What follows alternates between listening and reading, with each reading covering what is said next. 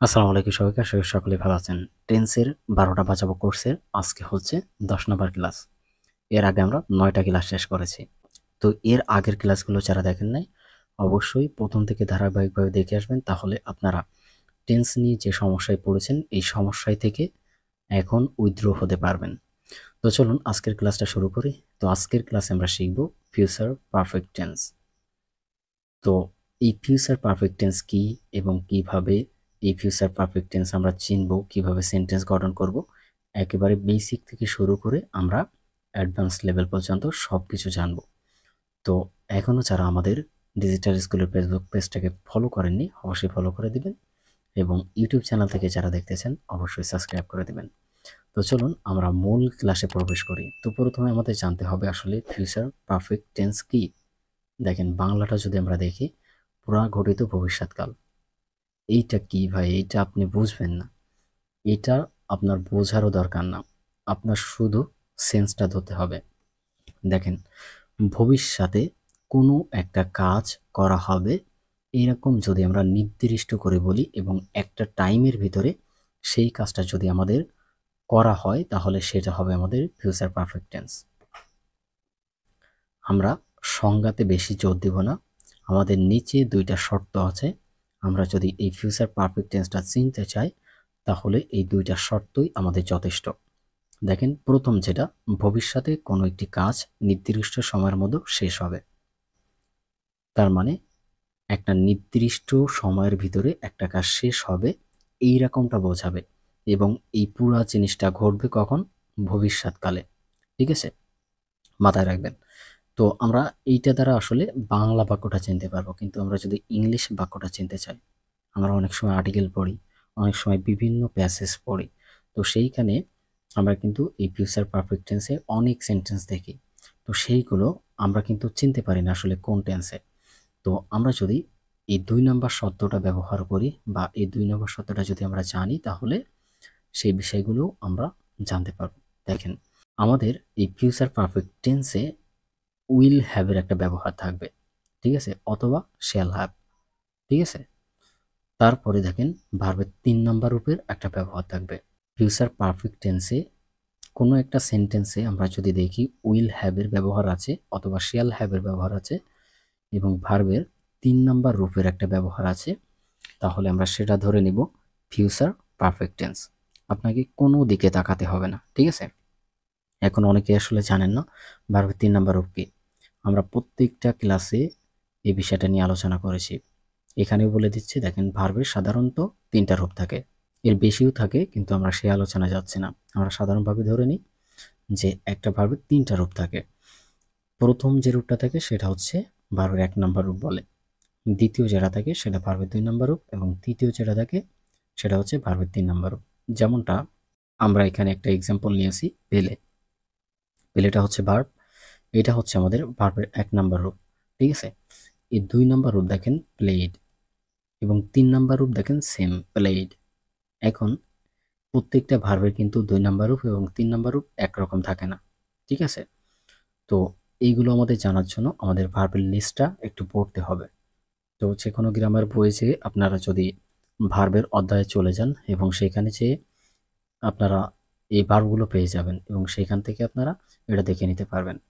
তো আশা করি এই বেসিক বিষয়গুলো আপনারা বুঝতে পেরেছেন। এখন আমরা মূল ক্লাসে প্রবেশ করব। তো চলুন আমরা এখন একটু জানার চেষ্টা করি, যদি আমরা একটা ফিউচার পারফেক্ট টেন্সের একটা সেন্টেন্স যদি আমরা দেখি, তাহলে সেটাকে আমরা ইংলিশে কিভাবে করব। কারণ শুধুমাত্র আমাদের বুঝলে হবে না, এটাকে আমাদের প্র্যাকটিক্যাল লাইফে ব্যবহার করতে হবে। অর্থাৎ বাংলা থেকে ইংলিশে করতে হবে, আবার ইংলিশ থেকে বাংলাতেও করতে হবে। তো সেই ক্ষেত্রে আমাদের দেখেন, বাংলা থেকে যদি আমরা ইংলিশে করতে চাই, তো আমাদের একটা স্ট্রাকচার জানা লাগবে, একটা নিয়ম আমাদের জানতে হবে।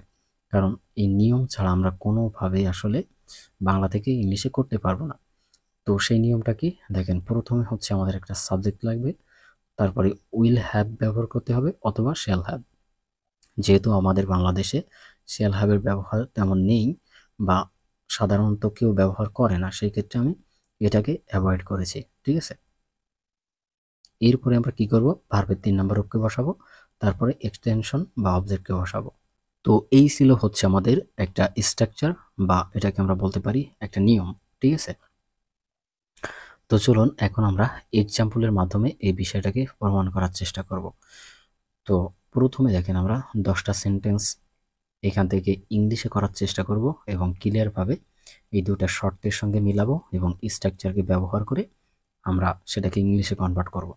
এরপরে আপনাদের জন্য আরও 10টা সেন্টেন্স থাকবে, সেই 10টা সেন্টেন্স আপনারা প্র্যাকটিস করবেন, তাহলে দেখবেন যে আসলে এই ফিউচার পারফেক্ট টেন্সটা একেবারে পানির মতো হয়ে গেছে। তো চলুন আমরা আমাদের এক্সাম্পলে চলে যাই। তো প্রথম বাক্যটা দেখেন, সে তার বাড়ির কাজ শেষ করে ফেলবে। একটা নির্দিষ্ট সময়ের ভিতরে শেষ করে ফেলবে, এইরকম একটা প্রতিশ্রুতি দিচ্ছে। দেখেন, সে তার বাড়ির কাজ শেষ করে ফেলবে।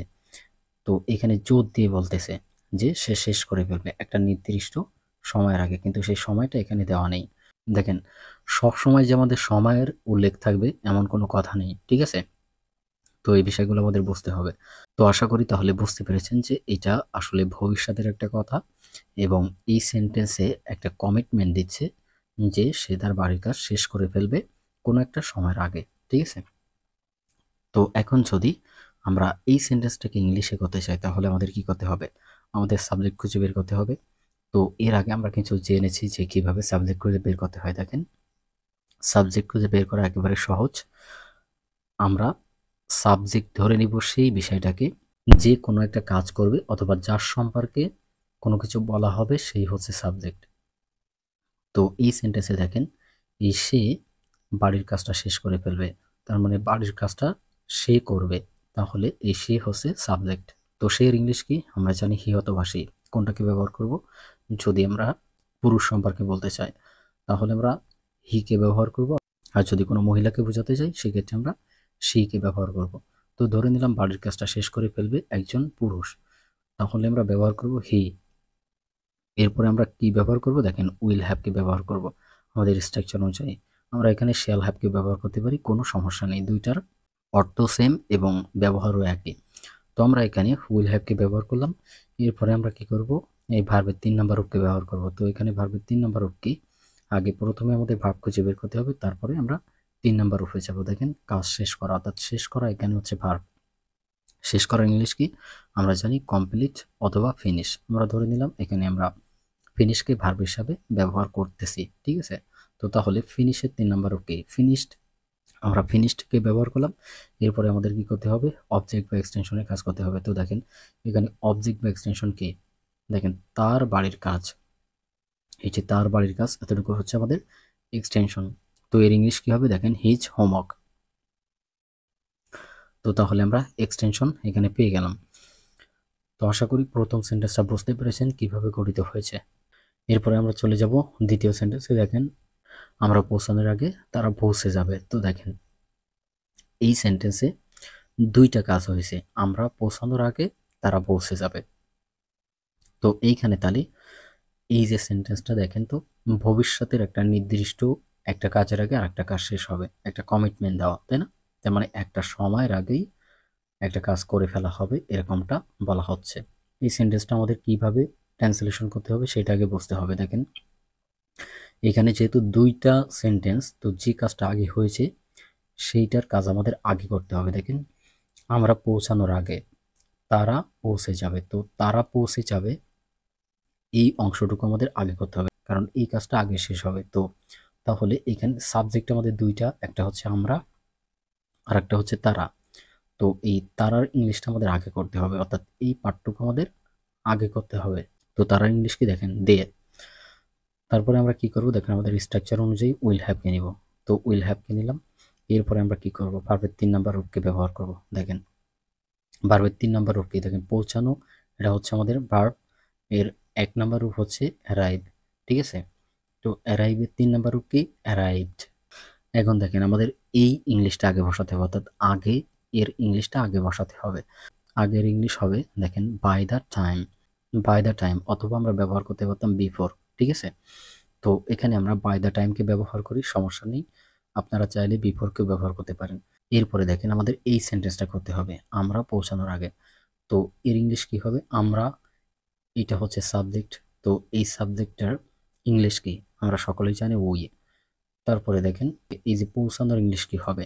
গেট দেয়ার, আমরা এখানেও কিন্তু অ্যারাইভ ব্যবহার করতে পারতাম। তো এখানে অ্যারাইভটা ব্যবহার করলে আসলে সেন্টেন্সটা ভালো দেখায় না, কারণ দুইটা সেন্টেন্সে আমরা একই রকম ভার্ব ব্যবহার করতেছি, এই জন্য আমরা উইয়ের পরে গেটটাকে ব্যবহার করব। ঠিক আছে, তো এই গেটটা হচ্ছে এখানে এই পৌঁছানো বোঝাইছে।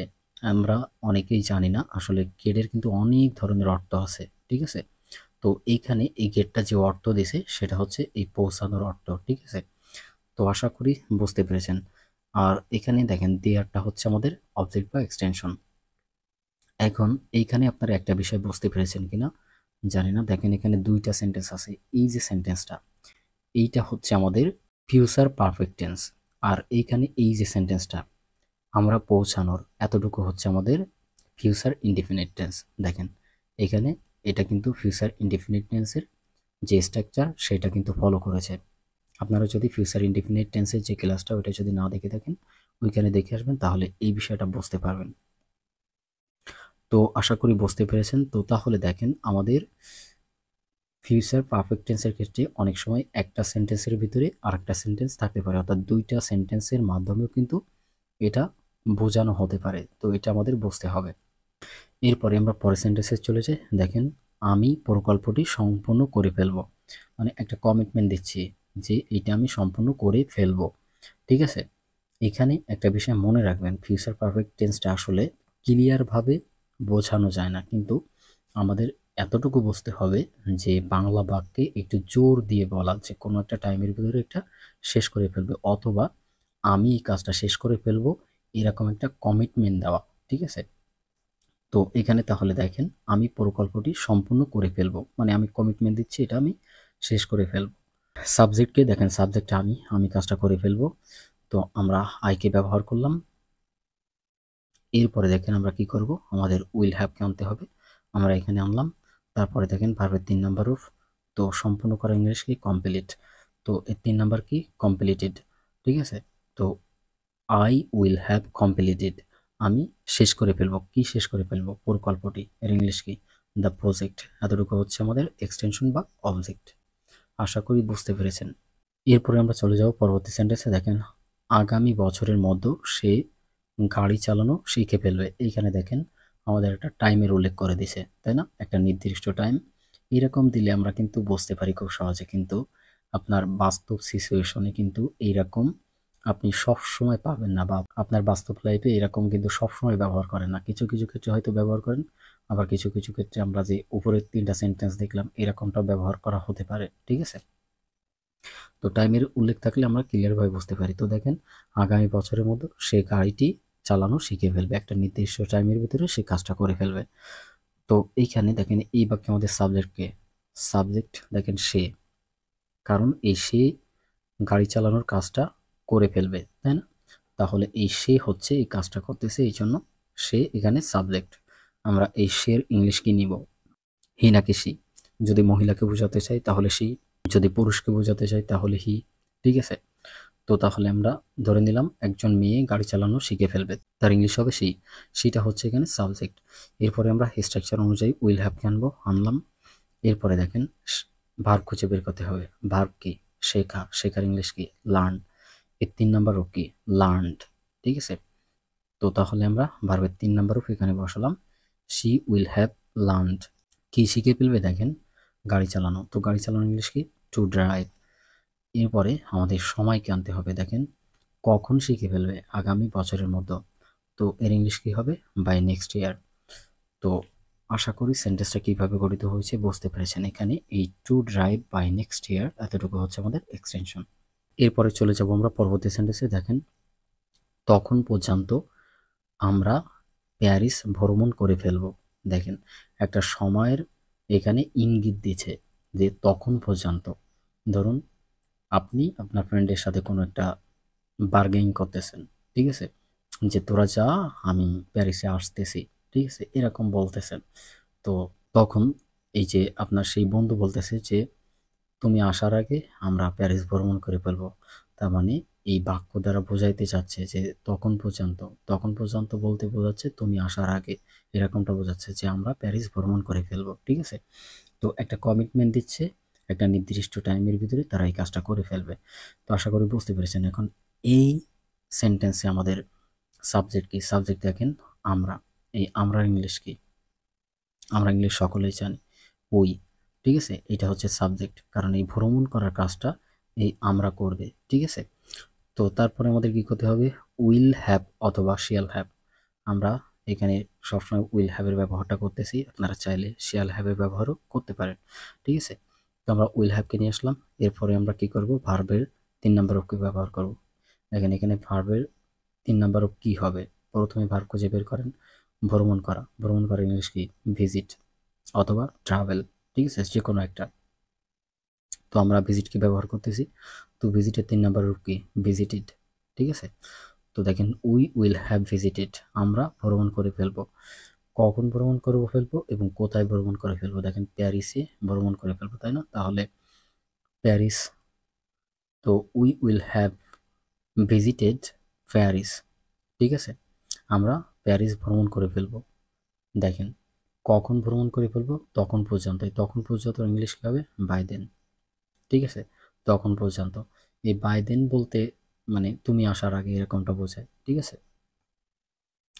তো আশা করি বুঝতে পেরেছেন যে সেন্টেন্সটা কীভাবে গঠিত হয়েছে। প্যারিস বাই দেন, এতটুকু হচ্ছে আমাদের এক্সটেনশন। চলে যাও পরবর্তী সেন্টেন্সে। দেখেন এই বছরের শেষ নাগাদ তুমি স্নাতক হয়ে যাবে। দেখেন এই বছরের শেষ নাগাদ, তার মানে দেখেন এই বছরের শেষের দিকে তুমি কি হয়ে যাবে? স্নাতক হয়ে যাবে, ঠিক আছে? তো এইখানে তাহলে একটা টাইমের উল্লেখ আছে এবং সেই টাইমের ভিতরে একটা কাজ সম্পূর্ণ হবে। কোন কাজটা সম্পূর্ণ হবে? স্নাতক হওয়ার কাজটা, তাই না? তো তাহলে এখানে দেখেন আমাদের সাবজেক্ট খুঁজে বের করতে হবে আমরা যদি ইংলিশ করতে চাই। তো এখানে সাবজেক্ট হচ্ছে তুমি, কারণ এই তুমি এই স্নাতক হওয়ার কাজটা করবে, ঠিক আছে? তো তাহলে তুমি এর ইংলিশকে আমরা সকলেই জানি ইউ। তারপরে আমাদের কি করতে হবে? উইল হ্যাভকে আনতে হবে। তো দেখেন উইল হ্যাভকে আনলাম। ভার্ব খুঁজে বের করুন এবং তার 3 নম্বর রূপকে বসান। দেখেন স্নাতক হওয়ার ইংলিশ কি? গ্রাজুয়েট, তাই না? এর 3 নম্বর রূপ কি? Graduated, graduated. তো এইটা হচ্ছে ভার্বের 3 নাম্বার রূপ, আমরা বসিয়ে ফেললাম। এখন আমাদের কোশ্চেন করতে হবে। দেখেন কখন? এই বছরের শেষ নাগাদ। তো এটার ইংলিশ কি হবে? By the end of this year, ঠিক আছে? এতটুকু হচ্ছে আমাদের এক্সটেনশন বা অবজেক্ট। তো তাহলে আশা করি বুঝতে পেরেছেন যে কিভাবে সেন্টেন্সটা গঠিত হয়েছে। এখন আমরা চলে যাব পরবর্তী সেন্টেন্সে। দেখেন আমরা স্টেশনে পৌঁছানোর আগে ট্রেনটি ছেড়ে যাবে। তো বোঝাই যাচ্ছে যে একটা সময়ের আগে এই ট্রেনটি চলে যাবে। আমরা একটু মিলিয়ে নেব যে ভবিষ্যতে কোনো একটি কাজ নির্দিষ্ট সময়ের মধ্যে শেষ করা হবে, ঠিক আছে? এখন এই সেন্টেন্সে আমাদের একটু বুঝতে হবে। দেখেন আমরা স্টেশনে পৌঁছানোর আগে একটা সেন্টেন্স, আর ট্রেনটি ছেড়ে যাবে একটা সেন্টেন্স, ঠিক আছে? এখানে আমরা আগে এরকম একটা সেন্টেন্স দেখেছি। দেখেন আমরা পৌঁছানোর আগে তারা পৌঁছে যাবে, তাই না? ঠিক একই সেন্টেন্স। তো তাহলে এখানে যে কাজটা আগে হবে সেইটা হচ্ছে আমাদের ফিউচার পারফেক্ট টেন্স হবে। তো কোন কাজটা আগে হবে? দেখেন তো আমরা স্টেশনে পৌঁছাবো আগে নাকি ট্রেনটি ছেড়ে যাবে? দেখেন ট্রেনটি আগে ছেড়ে যাবে, ঠিক আছে? তো তাহলে এখানে প্রথমে আমাদের এই ট্রেনটি ছেড়ে যাওয়ার অংশের কাজ করতে হবে। তো এখানে সাবজেক্ট কি হবে? দেখেন ট্রেনটি ছেড়ে যাবে, তার মানে এই ট্রেন কাজটা করবে, অর্থাৎ ছেড়ে যাওয়ার কাজটা ট্রেন করবে। তো এটা হচ্ছে আমাদের সাবজেক্ট। তো সাবজেক্টে এটার ইংলিশ কি হবে? The train. এরপর আমাদের কি করতে হবে? উইল হ্যাভকে আনতে হবে, আমরা আনলাম। এরপরে ভার্ব খুঁজে বের করুন। ছেড়ে যাওয়ার ইংলিশ কি? লিভ। এর 3 নাম্বার রূপ কি? লিফট, ঠিক আছে? তো আমরা এখানে ভার্বের 3 নাম্বার রূপকে বসালাম। এরপরে আমরা কি করব?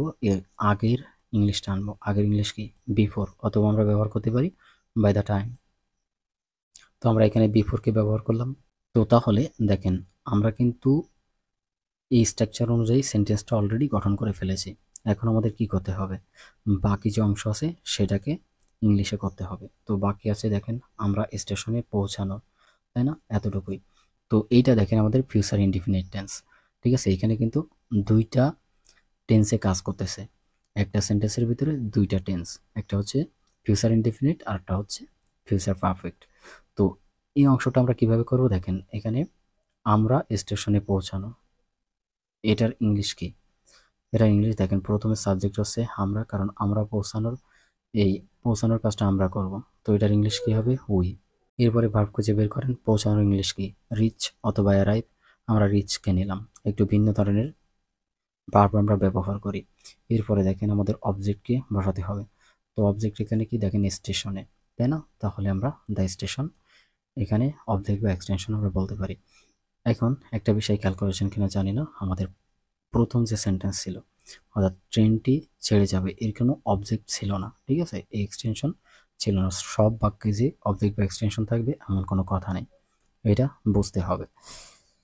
এখন চলে যাব পরবর্তী সেন্টেন্সে। দেখেন তারা তাদের নতুন বাড়িতে চলে যাবে, একটা কমিটমেন্ট দিচ্ছে, তারা তাদের নতুন বাড়িতে চলে যাবে। এই সেন্টেন্সে সাবজেক্টকে তারা, তারা এর ইংলিশকে দে, তারপরে কি করব উইল হ্যাভকে, আমরা উইল হ্যাভকে আনলাম। এরপরে দেখেন চলে যাওয়ার ইংলিশ কি মুভ অথবা লিভ, ঠিক আছে? তো এর 3 নাম্বারও কি হবে মুভড। এখন দেখেন আমাদের অবজেক্টের কাজ করতে হবে, আমরা চলে যাওয়ার কাজ করে ফেললাম। এখন দেখেন কোথায় যাবে, তাদের নতুন বাড়িতে। তো এটার ইংলিশ কি হবে টু দেয়ার নিউ হাউস। তো এতটুকু হচ্ছে আমাদের অবজেক্ট বা এক্সটেনশন। আশা করি বুঝতে পেরেছেন সেন্টেন্সটা কিভাবে গঠিত হয়েছে। এখন আমরা চলে যাব পরবর্তী সেন্টেন্সে। দেখেন তুমি পৌঁছানোর আগে মিটিং শুরু হয়ে যাবে। দেখেন এখানে কিন্তু দুইটা সেন্টেন্স, আমরা একটু খেয়াল করি। তুমি পৌঁছানোর আগে মিটিং শুরু হয়ে যাবে। তো এখানে কোন কাজটা আগে হবে, মিটিং শুরু হবে আগে, ঠিক আছে? তো এইটার কাজ আমাদের আগে করতে হবে। তো এটার ইংলিশ আমরা যদি করতে চাই, তো প্রথমে আমাদের কি করতে হবে, সাবজেক্ট খুঁজে বের করতে হবে। তো দেখেন এখানে সাবজেক্টকে মিটিং, কারণ মিটিংটা শুরু হয়ে যাবে, এই মিটিং শুরু হওয়ার কাজটা আগে হচ্ছে, তাই না? তাহলে এই মিটিংয়ের ইংলিশ কি হবে, দেখেন মিটিংয়ের ইংলিশ হবে দ্য মিটিং। তারপরে আমাদের কি করতে হবে, উইল হ্যাভকে আনতে হবে, আমরা আনলাম। এরপরে দেখেন ভার্ব খুঁজে বের করেন, শুরু হওয়ার ইংলিশ কি স্টার্ট, এর 3 নাম্বারও কি স্টার্টেড, আমরা স্টার্টেডকে বসালাম। এরপরে আমরা এই আগে এর ইংলিশকে বসাবো, আগে এর ইংলিশ কি আমরা জানি বিফোর অথবা বাই দ্য টাইম, আমরা বাই দ্য টাইমকে নিলাম। এরপরে আমাদের এই সেন্টেন্সটা করতে হবে, আমরা এর আগে দুইটা উদাহরণ দেখেছি, আমরা সেখান থেকে জেনেছি এটা হচ্ছে আমাদের ফিউচার ইনডিফিনিট টেন্সে। তো এখানে সাবজেক্টকে দেখেন তুমি, তুমি পৌঁছানো, তাই না? তো পৌঁছানোর কাজটা তুমি করতেছে, তো তাহলে এখানে ইউ, এরপরে এই পৌঁছানোর ইংলিশ কি অ্যারাইভ। আশা করি বুঝতে পেরেছেন সেন্টেন্সটা কিভাবে গঠিত হয়েছে। এখন আমরা চলে যাব আমাদের লাস্ট সেন্টেন্সে। দেখেন সে রাতের খাবার রান্না শেষ করে ফেলবে, সে রাতের খাবার রান্না শেষ করে ফেলবে, একটা কমিটমেন্ট দিচ্ছে যে সে রাতের খাবার রান্না শেষ করে ফেলবে। আমরা নিশ্চয়ই বুঝতে পারতেছি এটা হচ্ছে ফিউচার পারফেক্ট টেন্স। তো এখানে সাবজেক্টকে সে, তাই না? এই সে রান্নার কাজটা করবে, তো সে এর ইংলিশে হি অথবা সি, মেয়েরা রান্না করে বেশি, তাই না? এই জন্য আমরা সিকে ব্যবহার করব। আমরা পুরুষকে বোঝাতে চাইলে হিকে ব্যবহার করতে পারতাম, ঠিক আছে? এরপরে আমরা কি করব, উইল হ্যাভকে ব্যবহার করব, উইল হ্যাভকে ব্যবহার করলাম। এরপরে আমরা ভার্ব খুঁজে বের করবো। দেখেন শেষ করার ইংলিশ কি, এটা হচ্ছে আমাদের ভার্ব বা ক্রিয়া, তো এটার ইংলিশ হচ্ছে ফিনিশ। এই 3 নাম্বার রূপ হচ্ছে ফিনিশড, আমরা এখানে একবার ব্যবহার করেছি, আমরা এখানে কিন্তু কমপ্লিটেড ও ব্যবহার করতে পারতাম, তাই না? তো তাহলে ভার্বের কাজ আমরা করে ফেললাম এবং ভার্বের 3 নাম্বার রূপকে বসালাম। এখন আমাদের অবজেক্ট বা এক্সটেনশনের কাজ করতে হবে। দেখেন অবজেক্ট বা এক্সটেনশন এখানে কি, রাতের খাবার রান্না করা, তাই না? এই রান্নার ইংলিশ কি হবে, আমরা জানি কুক মানে রান্না করা, এটা হচ্ছে ভার্ব, আর শুধুমাত্র রান্নার ইংলিশ হবে কুকিং, তো আমরা কুকিংকে ব্যবহার করলাম। এরপরে দেখেন কখনকার খাবার, রাতের খাবার, তো রাতের খাবার ইংলিশ কি ডিনার। তো এই যে কুকিং ডিনার, এতটুকু হচ্ছে আমাদের এক্সটেনশন বা অবজেক্ট। আশা করি বুঝতে পেরেছেন যে সেন্টেন্সটা কিভাবে গঠিত হয়েছে। তো এখানে প্রত্যেকটা সেন্টেন্স আমাদের কিন্তু আমাদের স্ট্রাকচার মেনে কিন্তু গঠিত হয়েছে। এখন যে বিষয়টা আপনাদের একটু মনে করিয়ে দিতে হবে, দেখেন প্রত্যেকটা ফিউচার পারফেক্ট টেন্সে আমরা যদি ইংলিশ বাক্য থেকে চিনতে চাই, সেক্ষেত্রে উইল হ্যাভের ব্যবহার থাকবে এবং ভার্বের 3 নাম্বার রূপ থাকবে, অথবা শ্যাল হ্যাভের ব্যবহার থাকবে, তার সাথে ভার্বের 3 নাম্বার রূপ থাকবে। এখানে খেয়াল করেছেন কিনা জানি না, প্রত্যেকটার ক্ষেত্রে কিন্তু এই নিয়মটা ফলো করেছে। তো আপনারা চাইলে শুধুমাত্র এই উইল হ্যাভ এবং ভার্বের 3 দেখেও কিন্তু এটা বুঝতে পারবেন যে এটা ফিউচার পারফেক্ট টেন্স, ঠিক আছে? তো এটা একটু ধরিয়ে দিলাম যাতে আপনাদের বুঝতে সুবিধা হয়।